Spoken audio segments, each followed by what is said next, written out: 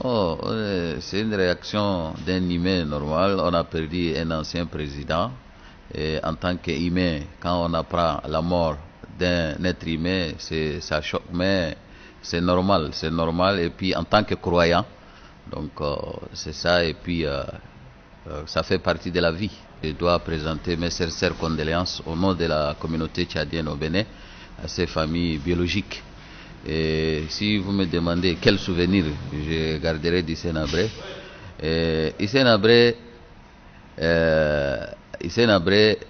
pour moi, c'est un patriote. Et pour beaucoup de Tchadiens, le trouvent, Hissène Habré, c'est un patriote. C'est vrai. Certains le trouvent un dictateur, d'autres le trouvent patriote. Et beaucoup de Tchadiens le trouvent comme un vrai patriote. Pourquoi? Parce que Hissène Habré était le libérateur de la bande d'Aouzou quand les Libyens ont envahi la bande d'Aouzou. Hissène Habré faisait la tête aux Occidentaux. Et bon, en grand modo, c'est vrai, il a fait du mal à certains. Mais l'histoire va nous juger. À vrai dire, Hissène Habré, pour moi, je le trouve un homme d'État. Malgré certaines erreurs. Aujourd'hui, si tu demandes à beaucoup, la majorité des Tchadiens trouvent que Hissène Habré est un homme d'État. Il est même surnommé au Tchad le lion. Bon, c'est vrai, dans chaque gouvernance, il y a des erreurs. Quand on parle de 4 000 à 40 000 morts, la dictature, la dédesse qu'il a créée, peut-être qu'il n'a pas su gérer. Donc c'est tout ça. Et tout ça, ça a été créé aux yeux des Occidentaux. Et ils étaient avec lui. Bon, on peut dire un peu ça.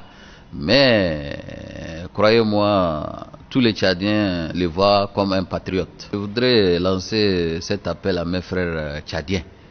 Et surtout au gouvernement de transition actuel.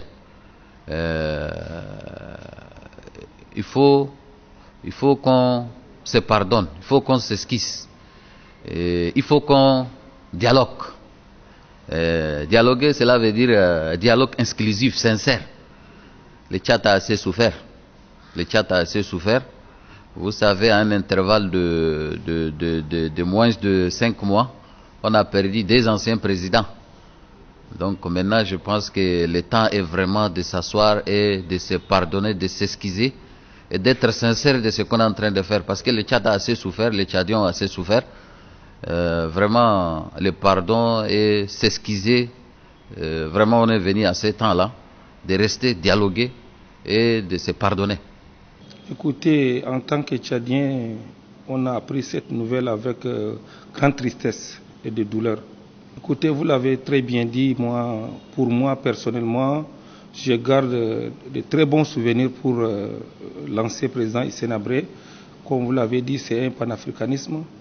Je me rappelle très bien le temps d'Hissène Habré, il y avait la sécurité totale. Il y avait la sécurité totale, nous on était petits, on partait étudier, il n'y avait pas du tout de problème et c'est quelqu'un qui ne tolère pas des choses. Donc il n'y avait pas de pillage, non. Il défendait l'intégrité territoriale. Donc partout il défendait les Tchadiens. Il défendait les Tchadiens partout. Donc c'est quelqu'un, moi je garde en lui plutôt de bons souvenirs. Et effectivement j'étais petit, mais l'histoire, nos parents nous ont dit, et moi aussi j'ai vécu un peu parce que effectivement même s'il a été dur, il n'était pas le seul. Et vous savez, en Afrique, non seulement en Afrique, les hommes forts sont comme ça. Donc il a fait de son mieux. Moi je demande plutôt aux Tchadiens de le pardonner. Il a été un peu dur, les gens le traitent qu'il a tué des gens. Bon, c'est pas grave pour moi. Aujourd'hui il n'est plus là, l'heure n'est plus à le condamner.